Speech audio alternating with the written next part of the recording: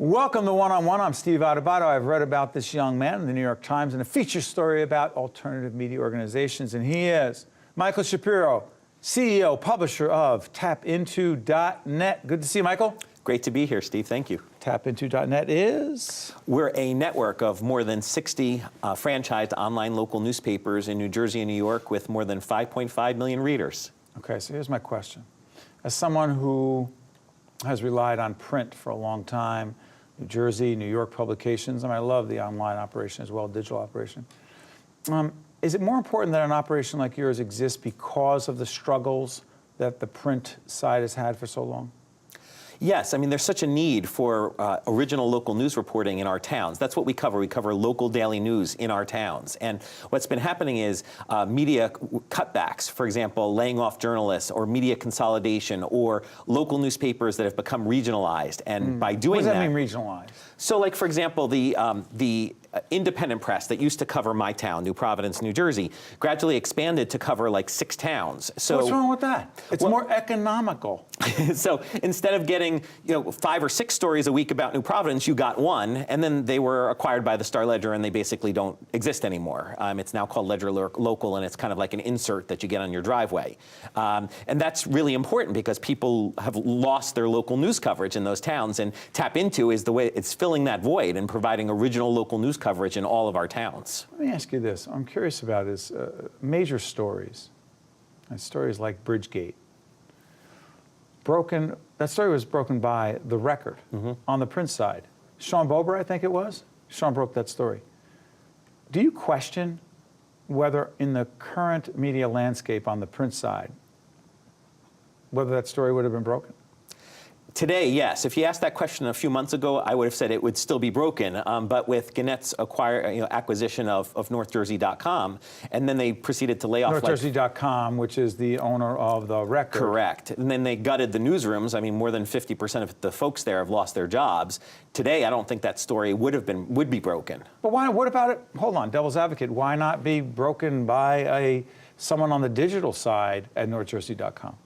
Right. Well, I think in that case, we don't have any Tap Into sites yet in Bergen County. But if we did, then we would be breaking that story in that town. Hold on, but respectfully, Michael, it's not like North Jersey. By the way, full disclosure, we have a cross-promotional relationship, not only with NJ.com, the Ledger relationship there. That's the Ledger's digital site, but also with NorthJersey.com, the Record folks. Well, here's my question.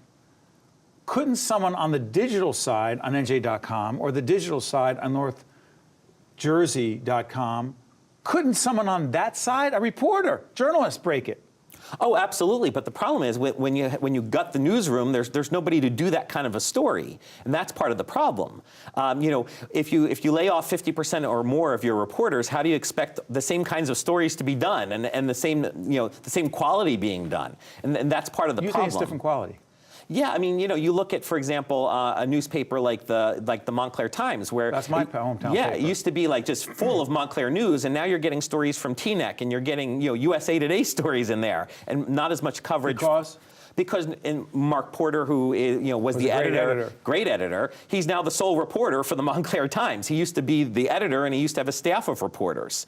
And so you can't cover as much Montclair news. And Mark's an incredible journalist, but you can only do so much, and that's part of the problem. So let me ask you this. What impact, particularly in the post-Donald Trump presidency era, what impact do you think that this current media landscape, this media environment has on the way people receive, consume, and deal with information, there or not? Well, I mean, I think that Donald Trump— question, I know. Well, I think Donald Trump has actually been the best gift to journalists that you can possibly imagine. How so? Well, because by constantly attacking journalists, what it's caused is people— You can't trust them. They're all bums, and they're just out to get me. Right. Did I get that right? Correct. Well, but he believes that. He believes that. Correct. And I think probably a lot of many of his supporters believe the same thing. Correct. But journalism comes into the Trump administration with historically low approval ratings. When Donald Trump attacks journalists, it actually increases their approval ratings. And the reason being is that people who are opposed to Donald Trump gravitate then towards the media and want to support the media. So it's kind of an interesting situation. But where do people— hold on, but here's the other part of it.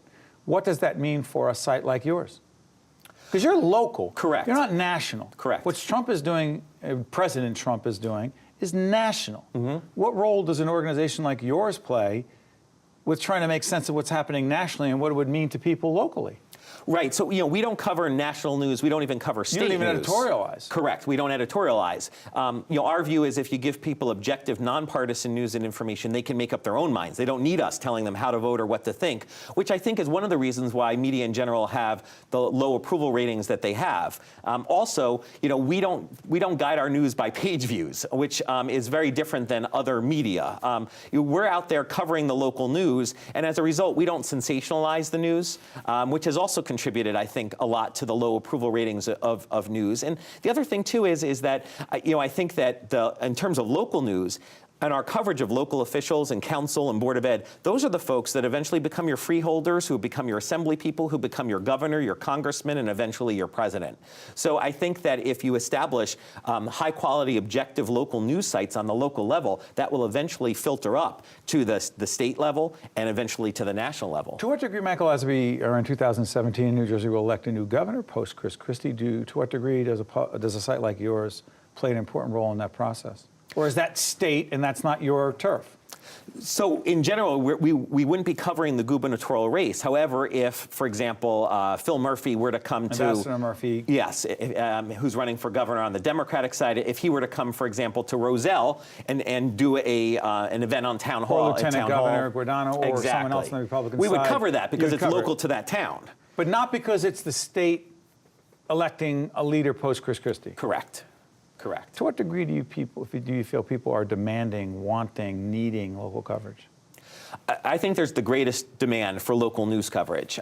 We see that, even in our statistics. I mean, it's just continued growth. And also, going back to that print question you asked earlier, 67% of our readers come through mobile devices. So a print newspaper can't service those people. The other interesting thing is more and more older Americans are going and reading their news online. Yeah. In terms of our demographics of our own site, a great majority of our readers are 45 and older. In fact, we have about 20% of our readers are 65 and older. Is that right? Yes. So it's this notion that older people don't read online is not true. By the way, I saw some video. Correct me if I'm wrong. We were doing this in mid-ish February 2017. I'm a Seton Hall University basketball fan. Was it on your site that I saw the locker room video of, it was a Seton Hall basketball game at the PAC, not at Prudential, and there was a young boy who was, I think, 13 to 14 years old, recovering from cancer, was sitting on the bench, and it was in a post-game after Seton Hall won. Coach Willard of the basketball team gave him the game ball, and the team applauded him. You guys had that video? Am I getting this all wrong? No, that's correct. Yeah, I actually haven't had the chance to actually see the whole video, but yeah, that's on our site. I'm thinking, how did these guys get that video? Yeah, and it's because we're covering the news on the ground. It was actually sent to us by one of our readers. Is that right? Yeah, absolutely. Well, you look at, for example, when the Archbishop was assaulted a few weeks ago in Newark. Not the Archbishop, but one of the bishops, actually Bishop Cruz. Father Cruz, who I know very well. Right. And it was in the middle of a mass. Right, and we actually broke that story because our Tap Into Newark reporter wasn't there to cover it. He was there to attend the mass, and we broke that story. And then one of the parishioners got him the video that went all over the world. You love what you do. I do. I do, because we're making a difference every single day. Folks, check out tapinto.net. The CEO and publisher is Michael Shapiro. He is on the cutting edge of media today. By the way, are we going out of business? No. I think there's a long history for media and TV, particularly public broadcasting. Yeah, I think so, because at the end of the day, the community supports it and the people support it, and so it's very important. And so do the corporations and foundations. Just making That's sure. Right. That's right. Thank you, Michael. Appreciate it. Thank you so much. You got it. Stay with us. We'll be right back right after this.